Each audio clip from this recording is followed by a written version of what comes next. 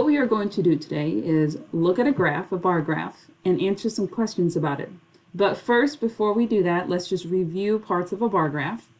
On a bar graph, you have on the left-hand side some kind of a measurement or something that you are calculating, and each line on the bar graph could be at a different rate. I see on this bar graph on the left-hand side, the first line is 1, the second line is 2, so I know that each line is going up by intervals of 1. It looks like on the left side we're counting hours. On the bottom of the graph, it says Thursday, Friday, and Saturday. So this is the other part that we're measuring. We're measuring days. And I see, excuse me, that the bars are at different lengths. And then the last thing I'm going to look at too is the title. The title is going to tell me hours worked. So those are the different parts of a bar graph you need to look at when you are answering questions. So let's review the question and talk about how we are going to answer it. It says Anne looked at her calendar to see how many hours she had worked in the past 3 days. And then they want to know, how many hours did Anne work on Saturday? Well, I look at the bottom of my graph. It says Thursday, Friday, and Saturday. And I'm going to go up until the bar stops, and I'm going to see which line it stops at. And I'm going to go over to the left to see how many hours she worked. And she worked 4 hours. 4 hours. Very good. Let's do another one.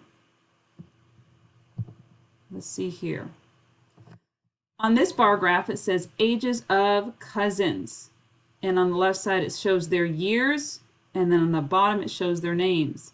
It says a girl compared the ages of her cousins. Which cousin is the youngest? Well, I know if I'm comparing amounts, youngest in age means the age that is the lowest.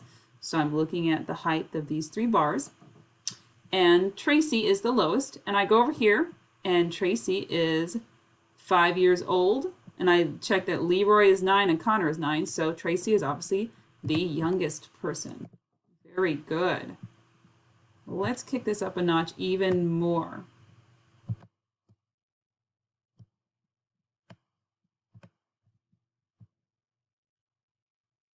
Okay. A pizza delivery driver paid attention to how many pizzas she delivered over the past 4 days. So we have the numbers of pizza and the days. Now, one thing to look at this graph is the number of pizzas. It goes 5, 10, 15, 20, 25, 30, and so on. So when I count how tall my bars are, I need to make sure I'm counting by 5s. Otherwise, my amount will be very different. So they want to know, on which day did the driver deliver the most pizzas? Well, which bar shows the most? Tuesday, and that is 40.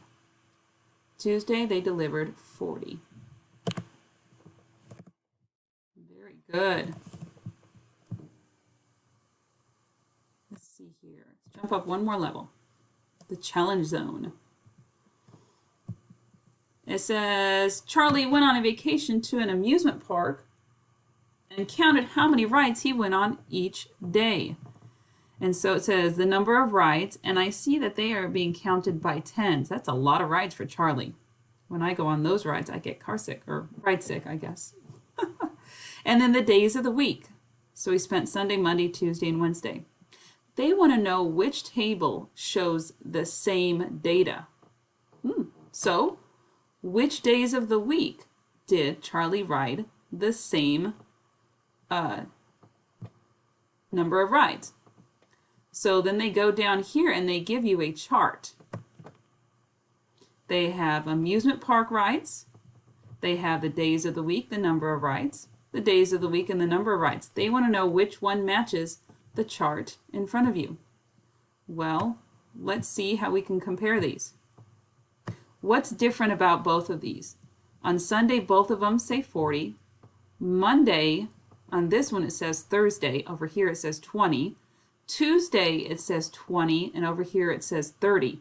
So let's double check on Monday and Tuesday. Let's go back up to our bar graph. On Monday, if I'm counting by tens and following the graph, Monday Charlie rode 20 rides, and on Tuesday he rode 30. So which one is correct? Monday was 20 and Tuesday was 30. It was this one. All right, my friends. So that is what you'll be doing on this IXL task. Good luck.